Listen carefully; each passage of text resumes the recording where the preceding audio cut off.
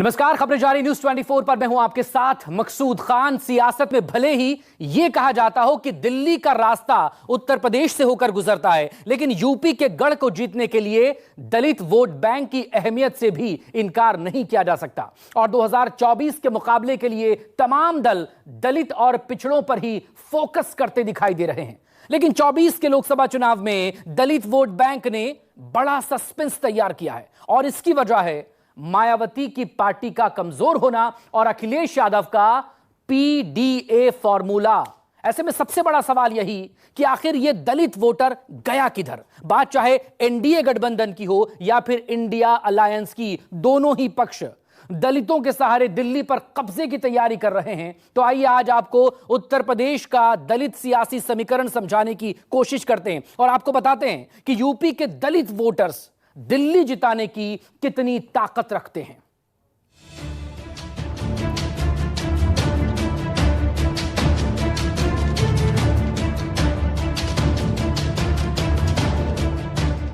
लोकसभा चुनाव की सियासी डगर जैसे जैसे आगे बढ़ रही है, जाति और धर्म को लेकर सियासत भी तेज होती जा रही है। चुनाव में एक तरफ हिंदू मुसलमान पर घमासान है, तो वहीं यूपी की 80 लोकसभा सीटों पर दलित वोट बैंक पॉलिटिक्स भी नए समीकरण तैयार कर रही है। जब जब देश में चुनावों की सरगर्मी शुरू होती है, तब तब उत्तर प्रदेश की सियासत में जातियों का गुणागर्त शुरू हो जाता है।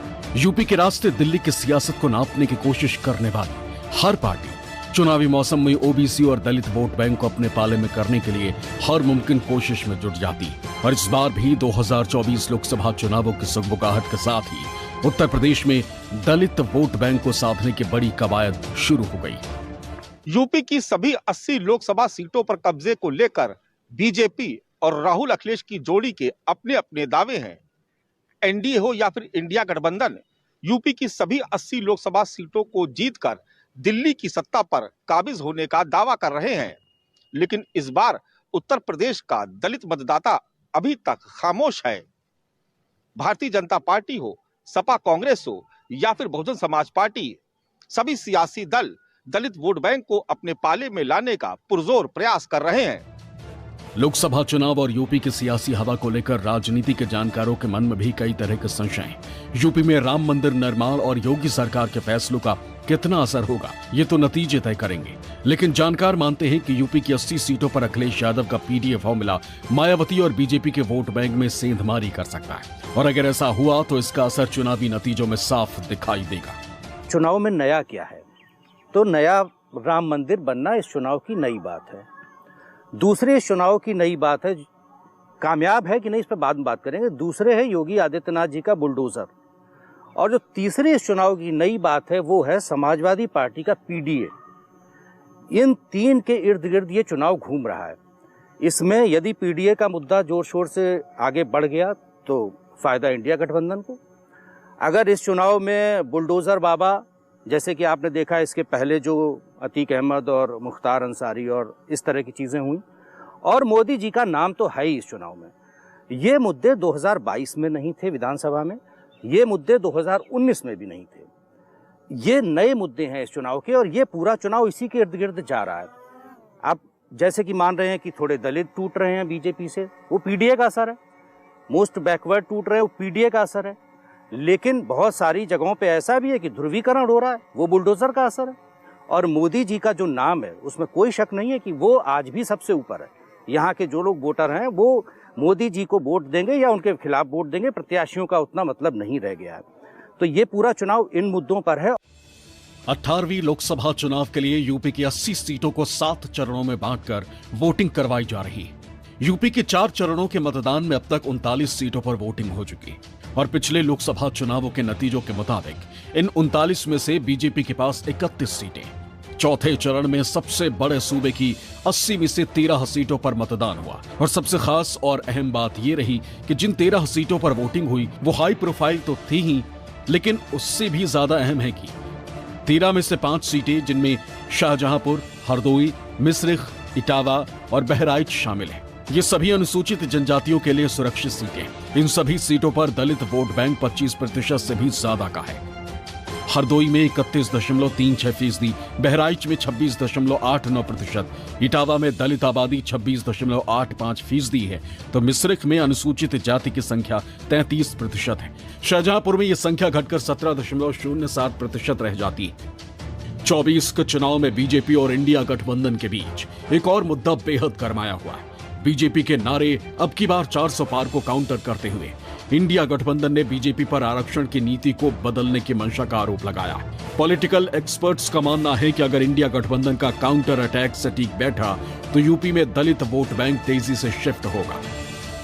पक्ष ने एक परसेप्शन बनाया, ये एक मुद्दा बनाया कि 400 सीटों की जो बात कर रहे हैं वो संविधान में बदलाव के लिए कर रहे हैं। उससे दलितों में बहुत ज़्यादा एक रिएक्शन हुआ है और ऐसे कई जिलों से मेरे पास रिपोर्ट भी आई है कि दलित समाज जो इससे पहले के अगर आप चुनाव देखें, अगर वो किन्हीं कारणों से बसपा प्रत्याशियों को वोट नहीं दे रहा है तो वो भाजपा की तरफ सीधा जाता था, बाकी किसी तरफ वो नहीं देखता था। लेकिन इस बार जो है वो कई जगहों पर आपको देखने को मिलेगा और इसके ये बात भी मैं जिक्र करूंगा भी, इसका परिणाम मुझे लगता है कि ज़्यादा गंभीर होगा, जो मुझे लगता है। उत्तर प्रदेश का चुनाव अब अंकगणित से देखना थोड़ा सा मतलब मुश्किल नहीं है, मुश्किल है, क्योंकि अगर हम अंकगणित से देखें तो ये पिछले जो चुनाव हुए ना उनमें से सीधा अगर कई सीटें ऐसी थी 2019 में, 2022 में, जैसे 19 में मायावती जी और अखिलेश यादव जी मिले तो कई सीटें ऐसी थी जिनमें यादव, दलित और मुसलमान मिलकर 50% ऊपर चले जाते थे, तो जीत जाना चाहिए था सारी सीटें। 2022 में आरएलडी से मिले थे तो बहुत सीटें ऐसी थी। तो ये विशुद्ध अंकगणित का मामला नहीं रह गया, ये अब केमिस्ट्री कैसी बनती है। हाँ, पॉलिटिकल केमिस्ट्री कैसी है, कितने प्रतिशत दलित अब इस मुद्दे से प्रभावित होकर बीजेपी के खिलाफ जाते हैं जिन्होंने उनको पहले वोट किया है, ये देखना होगा। बयानों के बाण इसलिए चल रहे हैं क्योंकि बात सत्ता की है, बात दिल्ली की गद्दी की है, बात उन 5 सालों की है जब जीत उस मुकाम पर पहुंचा देगी जहां से सरकार बनेगी और हार विपक्ष में हल्ला मचाने और विरोध करने के लिए बैठा देगी। ऐसे जीत का सबसे बड़ा रास्ता अगर कहीं से होकर गुजरता है तो वो देश का सबसे बड़ा सूबा उत्तर प्रदेश है, और अगर उत्तर प्रदेश में जीत का गणित सेट करना है तो दलित का समीकरण साधना बहुत महत्वपूर्ण हो जाता है। या MY समीकरण ऐसा है कि अगर वो मिल जाए तो किसी और की जरूरत ही नहीं पड़ती, तो उसमें कोई पिछली बार वो MY समीकरण बीएसपी के कैंडिडेट ने तोड़ दिया। इस बार कोई बंटवारा नहीं है, लेकिन है तो माइनॉरिटी का बीएसपी का कैंडिडेट है तो नाश्ता पानी भर को मिलेगा, भोजन नहीं के नाश्ता पानी भर नहीं। अब जात उत खत्म हो गई है, जात उत कहाँ है, जात है लेकिन जात भी तो टूट रही है। जाति में ही तो निरहुआ जीते थे, निरहुआ जात में ही तो जीते थे। भी इंडिया गठबंधन का ज़्यादा असर है और इंडिया गठबंधन जो है जात और धर्म दोनों को तोड़ा है। हर जात से थोड़े थोड़े वोट इधर उधर जा रहे हैं। अब वो न तो धार्मिक उन्माद है न वो जाति उन्माद है। ये वोट बैंक कितना अहम है इस बात का अंदाजा इस बात से लगाया जा सकता है कि 1995 में इसी के बलबूते ही मायावती ने हाथी पर सवार होकर लखनऊ की सत्ता तक का सफर तय किया, और उसके बाद 2002 और 2007 में भी उनके दलित वोट बैंक ने उनको जीत दिलाई। इसलिए एक बार फिर जब बात उत्तर प्रदेश की लोकसभा की 80 सीटों की है तो ये जानना बहुत जरूरी हो जाता है कि आखिर ये खास और सबसे अहम दलित वोट बैंक आखिर गया किसके खाते में। बीएसपी को तो अब बाहर से बाहरी कैंडिडेट है, एक तो यहाँ का है नहीं जी, मतलब क्षेत्र का या जिले का, वो तो हाथरस से आएंगे शायद। तो ये जितेंद्र दौरे यहीं के रहने वाले जी, तो इसलिए इनको अपने समाज को उसमें जा रहा है, समाज की तरफ दौरे समाज इनको मतलब बिरादरी को सपोर्ट कर रहा है। मतलब समाजवादी पार्टी ने जो चाल चला वो समाजवादी पार्टी को वोट जिताने पे 70% शिफ्ट कर रहे हैं साइकिल में और 10% वाला को बस। कांग्रेस होती तो कांग्रेस के साथ जाते, अच्छा साइकिल है तो साइकिल के साथ जा रहे। उत्तर प्रदेश की सियासत में दलित वोट बैंक की भूमिका बीते 10 सालों में इतना बदल गई है कि तमाम सियासी दलों को इसके लिए अपनी अपनी रणनीति में बदलाव करना पड़ रहा है। किसी जमाने में एक मुश्त और एक तरफ पड़ने वाला ये वोट बैंक समय के साथ कैसे बिखर गया, इसके पीछे भी बीजेपी की रणनीति काम कर रही है। उत्तर प्रदेश की सियासत में 40% से ज्यादा की ताकत रखता है पिछड़ा वर्ग, और इस 40% वोट बैंक में करीब 21% की गिनती दलित वोटर्स की है। 2007 तक दलित वोटर मायावती के साथ मजबूती के साथ खड़ा था। यूपी की सियासत में 2012 से दलित वोट बैंक में टूट की कहानी शुरू हुई और 2014 में बीजेपी ने सूबे के बहुत बड़े दलित वोट बैंक पर कब्जा जमा लिया। ताजा आंकड़ों के मुताबिक 66 उपजातियों वाले दलित वोट का बड़ा हिस्सा बीजेपी के साथ है। परिवर्तन चाह रहे हैं। अच्छा, तो लोग ये पूछ रहे हैं कि आखिर बीएसपी के जो समर्थक थे पिछले बार तो साथ में लड़े थे, तब भी 65,000 से हार गए। इस बार कैंडिडेट की वजह से आप लोग कैंडिडेट की वजह से दोनों साहब की बिरादरी कैंडिडेट की वजह से, बिरादरी की वजह से सब वोट दे रहे हैं। अच्छा, सब वही है, सब आप लोग वही है भाई साहब? हाँ वही है सब। हाँ सब वही। दलित वोट बैंक में सबसे बड़ी आबादी जाटव समाज की है। ये वोट बैंक अभी भी बहुजन समाज पार्टी के साथ है, लेकिन बची हुई बाकी जातियों में बिखराव नजर आता है और इन बचे हुए हिस्सों के लिए बीजेपी और समाजवादी पार्टी में खींचतान मची हुई। 2024 चुनाव में पीडीए के फॉर्मूले के साथ अखिलेश यादव 90% वोट हासिल करने का दावा कर चुके हैं और जमीनी हकीकत भी कुछ इसी तरह नजर आती है।